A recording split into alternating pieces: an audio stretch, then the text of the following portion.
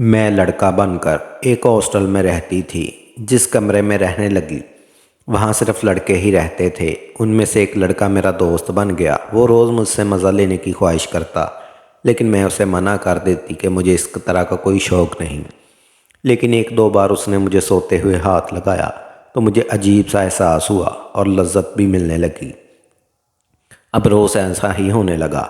मैं सोने की नाटक करती और वो लड़का मुझे हल्का फुल्का हाथ लगाकर मुझे लज्जत देता। एक रात मैं अपने नीचे वाले कपड़े के बिना ही सो गई। मुझे पता था कि आज इस लड़के को पता चल जाएगा कि मैं लड़का नहीं बल्कि लड़की हूँ। जैसे ही रात हुई तो सोने का फिर से नाटक किया। अगले ही लम्हे मेरी रूह फना हो गई जब वो लड़का हाथ में मेरे दोनों, मैं और मेरा एक लड़का साथी उसके कमरे में रहते थे। और ये मेरा अपने मकसद की तरफ पहला कदम था। रात को मैं इस लड़के की मौजूदगी में सही से सो ना सकी, मगर मेरे कपड़ों या मेरे पहनावे की वजह से वो मुझे भी लड़का समझ रहा था। वो अपने फ़ोन में ही मसरूफ़ था जबकि मैं थोड़ा झिझक रही थी और इस पूरे हॉस्टल में सिर्फ लड़के ही थे। मुझे कोई भी नोट नहीं कर रहा था। अब मैं डर थी, लेकिन रात होने वाले वाक़े ने मुझे ज़रा सा खौफ ज़्यादा कर दिया था। मेरी आंख लगी अभी कुछ ही वक्त गुजरा था कि मुझे एहसास हुआ कि इस कमरे में बहुत से लोग हैं जो कि आपस में कुछ बातें कर रहे हैं। मैंने सोचा उठकर देखूं, मगर आंखें बंद किए मैं लेटी रही। कमरे में अजीब सी बू आने लगी। मेरा सांस लेना दो बार हो गया था।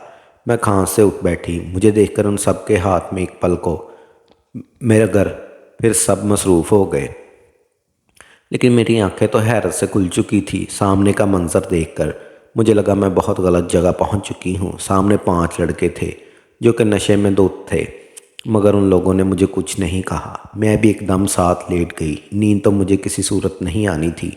काफ़ी देर तक वो लोग बैठे रहे, लेकिन मैं भी लेटी रही। फिर अचानक वो लोग तेज़ तेज़ हंसने लगे। मैं पल भर को डर गई, लेकिन फिर गहरा सन्नाटा छा गया। मैं समझी सब सो गए। डरते मैंने ज़रा सा झांक कर देखा तो झटके से उठ बैठी, क्योंकि वो 5 लड़के ज़मीन पर आड़े तिरछे लेटे थे और कमरे में सिर्फ उनके खराटों की आवाज़ें थी।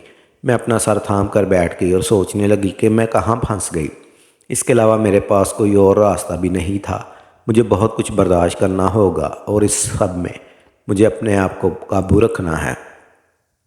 अगली सुबह में सब लड़के मामूल के मुताबिक थे, लेकिन मैं सबको अजीब नज़रों से देख रही थी। मैंने हॉस्टल के मालिक से कहा मुझे दूसरे कमरे दे दे। उसने मुझे इस कमरे में शिफ्ट कर दिया। जैसे लड़के के साथ अब मैं रह रही थी वो ठीक था। मैंने एक रात जाग कर भी देखा कि वो अभी ऐसा नहीं, लेकिन ऐसा कुछ ना हुआ। मैं काफ़ी मूड में थी। अगले दिन मैं अपनी मंजिल की जानब जा रही थी जब अचानक मेरी नज़र नीचे वाले कमरे पर गई। वो कमरा बंद था और उसके पास एक चौकीदार बैठा था। मुझे लगा अजीब लगा, ये कमरा लड़कों का है और ये किसी पर्देदारियाँ और ये तालियाँ। मुझे इतना अजीब लगा, मगर इससे भी बड़ी बात इस चौकीदार का मुझे घूर रहा था। मैं किसी भी सूरत पर किसी को शक नहीं करवाना चाहती थी, इसलिए ज़रा गला खंगार कर बोली, चचा क्या बात है, मुझे ऐसा क्यों घूर रहे हो? मेरी आवाज़ भारी थी, इसलिए चचा ने कहा, अरे पुत्र तुम्हें देखकर तुम बताओ कहाँ से आए हो, क्या काम करते हो? मैंने कहा मैं गाँव से आया हूँ, यहाँ नौकरी मिली थी अच्छी, इसलिए आ गया। मैं वहाँ से निकल गई, वरना चौकीदार के सवाल मज़ीद बढ़ जाने थे। बाहर निकलकर मैं इसी शहर में अपनी मतलूबा जगह तलाश करने लगी।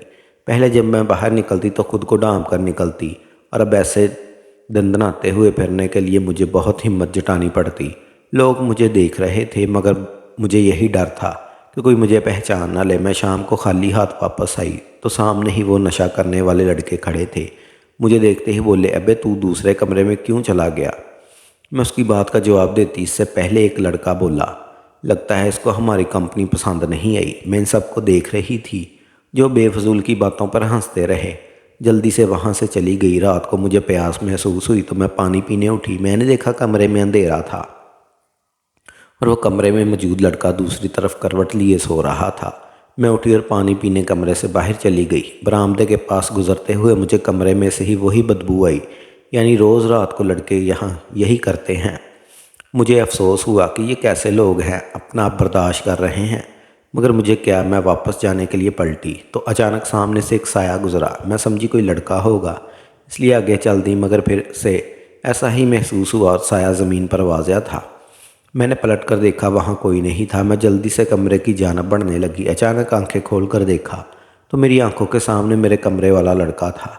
میں ہڑبڑا کر اٹھی۔ اس نے پریشان مجھے دیکھا اور بولا کیا ہوا؟ میری آنکھوں کے سامنے رات والا منظر آیا۔ میں نے اس لڑکے کو دیکھا اور پوچھا میں یہاں کیسے؟ اس نے کہا یہی تو میں پریشان ہوں، اور آج جب میں اٹھا تو تم کمرے میں نہیں تھے۔ میں باہر دیکھا تو زمین پر گرے ہوئے تھے اور بے ہوش تھے۔ جب سے اب ہوش میں آئے تمہارے کسی جاننے والے کا بھی پتہ نہیں تھا، ورنہ اس کو بلا لیتے۔ میں بھی تھک گیا تھا، تمہیں جگا کر میں نے اپنے ماتھے پر آیا پسینہ صاف کیا اور بولا نہیں، بس ایسے ہی چکر آ گئے تھے، تم پریشان نہ ہو، اور لڑکا چلا گیا۔ مگر میں ابھی بھی پریشان بیٹھی تھی۔ وقت دیکھا تو جلدی سے اٹھی، مگر مجھے پھر سے چکر آنے لگے۔ کھڑے ہوتے ہوئے مجھے بہت تھکاوٹ محسوس ہونے لگی، بہت گھبراہٹ محسوس ہونے لگی، جس پر نہ جانے میرے ساتھ رات کیا ہوا۔ میں بھی کیا کیا سوچ رہی تھی۔ خود کو سمجھتے ہوئے میں نے ٹھنڈے پانی سے نہائی اور کافی حد تک جو اس میں واپس آئی، کمرے سے باہر جانے لگی تو میری نظر اس تالے والے کمرے کے پاس رک گئی۔ کچھ تھا جو مجھے بار بار اس طرف متوجہ کر رہا تھا۔ میں نے اس تالے کو ہاتھ میں لینا چاہا، پر کسی نے بھاری ہاتھ میرے کندھے پر رکھ دیا۔ مجھے اپنا کندھا ٹوٹتا محسوس ہوا۔ میں جلدی سے پلٹی اور ہاتھ جھٹک دیا۔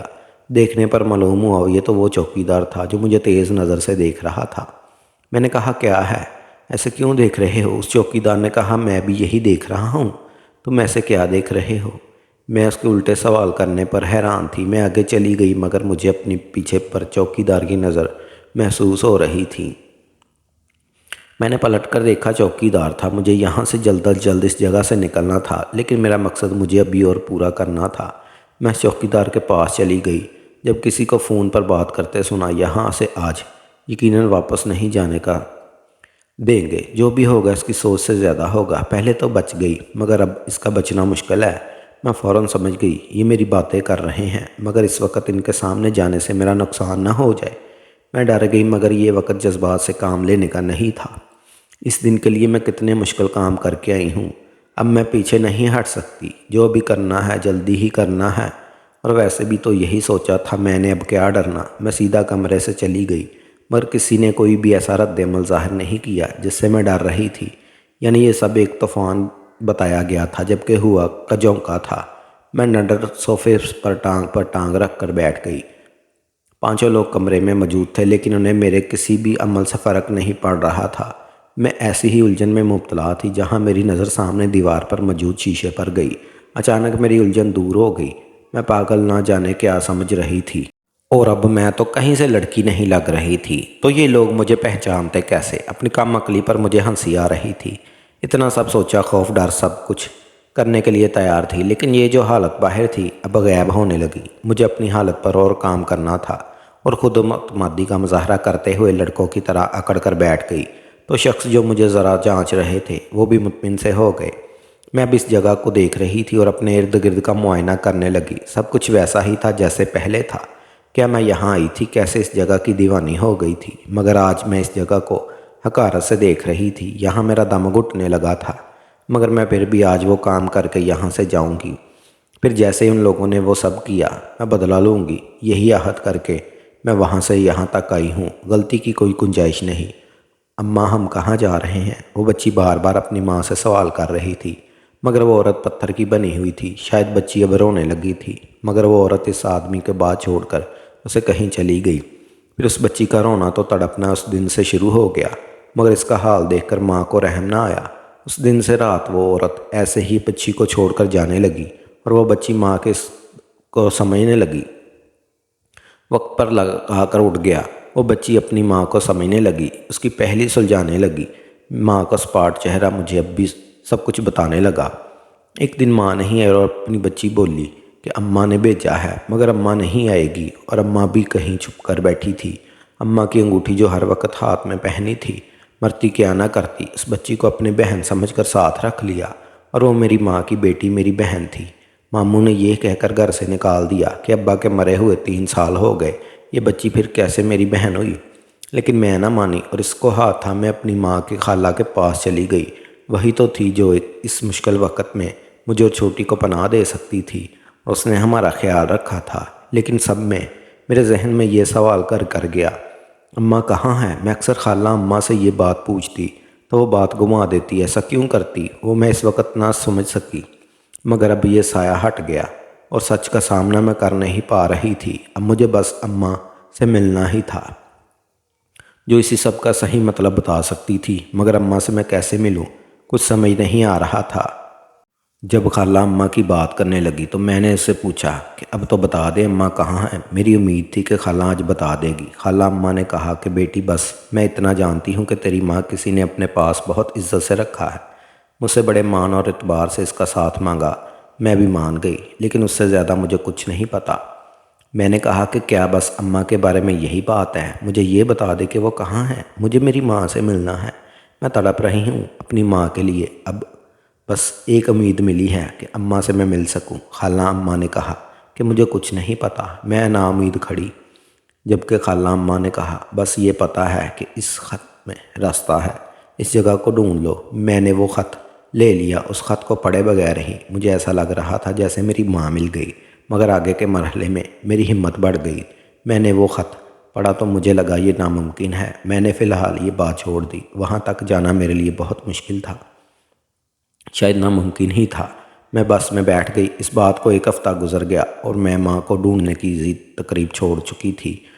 وہ دن مجھے اچھے سے یاد ہے جب خالہ اماں ہمیں روتا تڑپتا چھوڑ گئی۔ صرف ایک لمحے میں مجھے لگا جیسے میں پتھرالے صحرا کھڑی ہوں، کوئی صاحب نہیں۔ اس ظالم دنیا میں ایک خالہ اماں تھی جنہوں نے ہم دونوں بہنوں کو سنبھالا ہوا تھا، اور اب تو وہ بھی چلی گئی۔ لوگ بہت تھے، اتنا محسوس نہ ہوا، لیکن سب اپنی زندگی میں مصروف ہو گئے اور میں یہ بات خاموشی رفتہ رفتہ وقت نے مجھے کافی سمجھا دیا تھا۔ اس علاقے میں رہتے ہوئے ہمیں کافی وقت ہو گیا تھا، اس لیے لوگ بہت شفقت سے پیش آ رہے تھے، لیکن یہ سب وقتی تھا اور میں یہ بات نہ سمجھ سکا۔ احساس اس وقت ہوا جب خالہ اماں کے بھتیجے نے مجھے اور میری بہن کو زبردستی بارش میں اس گھر سے نکال دیا۔ میں بے یارو مددگار گاڑی رات کے اس پہر اپنے ماموں کے گھر گئی اور ان سے مدد مانگی، لیکن وہ بھی کچھ نہ کر سکے۔ بس انہوں نے ایک بہن کو اپنے پاس رکھنے کا بولا۔ میں اپنے پاس گاڑی پیاری سی بہن کو دیکھا جو کہ صحیح سہمی ہوئی تھی۔ ایک لمحہ لگا مجھے فیصلہ کرنے میں۔ میں اپنی بہن کے مامی کے پاس چھوڑ کر انجانی منزل کی طرف چل دی۔ مجھے نہیں پتا تھا کہ میں کہاں جا رہی ہوں۔ اچانک میں گر گئی، بیگ سے رومال نکلنے لگے تو اس خط پر نظر گئی۔ شاید یہی تھا میری زندگی کا مقصد۔ میں وہاں سے نکلتی چلی گئی، مگر اس برسات کے بعد دن روشن تھا۔ میں ابھی بھی خود کو اندر میں گھبرا رہی تھی۔ جب سر پر کسی نے اپنا ہاتھ نہ ہو تو پھر دنیا میں بھی اکیلا انسان ہوتا ہے، اور ایسا ہی میرے ساتھ بھی تھا۔ مگر میرا مقصد اتنا معمولی نہیں تھا، اس لیے مجھے آنے والے وقت کے لیے کچھ کرنا تھا، جیسے میری زندگی آسان بن جاتی، ورنہ جو عذاب مجھے سمجھا آ رہا تھا وہ آگے جا کر بڑھنے والے تھے۔ مرتی کیا نہ کرتی، نکل پڑی اپنی اصلیت چھپا کر، اپنی ہی شناخت چھپا کر ایک نئی پہچان لے۔ میں انجانی دنیا میں اپنی ماں کو ڈھونڈنے آئی تھی۔ اس حد کے مطابق میری اماں اس بدنام جگہ پر تھی، مگر یہاں تو مجھے ہر برائی نظر آ رہی تھی۔ اماں تو اس جگہ کا تصور بھی نہیں کر سکتی تھی۔ پھر کیسے میں ماضی کے سمندر میں گر گئی جب کسی نے میرے کندھے کو جھنجھوڑا اور بولا کہ یہ جگہ ایسی ہی ہے، یہاں تو شیطان بھی سو جائے تو پھر بندہ انسان ہے۔ میں اسے انسان کی بات اچھے سے سمجھ گئی، لیکن خاموشی نہیں، کیونکہ ابھی کوئی بھی قدم میری منزل سے دور کر سکتا تھا۔ میں جیسے ہی کمرے کے اندر داخل ہوئی، وہاں کا ماحول دیکھ کر مجھے لگا میں غلط جگہ آ گئی۔ ایک اور راستہ گزر کر مجھے لگا میں کسی شادی میں آ گئی ہوں۔ چاروں طرف روشنیاں، رنگین پردے، یہ سب تھا، مگر اس وقت تو یہ بات مجھے سمجھ نہ آ رہی تھی۔ تھوڑی دیر انتظار کے بعد سجی سنوری عورت میرے پاس آئی۔ میں نے اسے دیکھا، کچھ یاد آیا، مگر سمجھ نہ آیا کہ اس کی ہمراہی میں اندر چلی گئی۔ وہاں کوئی عورت سنگار پر کھڑی تھی، میری طرف اس کی پیٹھ تھی، لیکن میں اس وقت نارمل کھڑی تھی۔ وہ عورت ایک دم پلٹی اور میرے آنسو گال پر چھلک پڑے۔ ان کی نظروں میں کتنا سکون پہنچا تھا، ان کی آنکھوں کو دیکھ کر میری روح تک میں سکون اترا تھا۔ اچانک میں ہوش کی دنیا میں واپس آئی اور سامنے موجود ہستی کو دیکھ کر مجھے وہاں اپنا دم گھٹتا محسوس ہوا۔ میں تیزی سے وہاں سے نکلتا چلا گیا، خود ہی نکلتا گیا، مگر میری دھڑکنیں مجھ سے سنبھل نہیں رہی تھی۔ میں سڑک پر چل رہی تھی، مگر دماغ وہیں رہ گیا تھا۔ سمجھ نہیں رہی تھی میں سڑک پہ چل رہی تھی، مگر دماغ وہیں رہ گیا تھا۔ ناظرین، آپ سب لوگوں کو یہ کہانی کیسی لگی کمنٹ کر کے ضرور بتائیے گا، اور ایسی ہی کہانی سننے کے لیے ہمارے چینل کو سبسکرائب کریں تاکہ نئی آنے والی ویڈیو کا نوٹیفیکیشن سب سے پہلے آپ کو مل سکے۔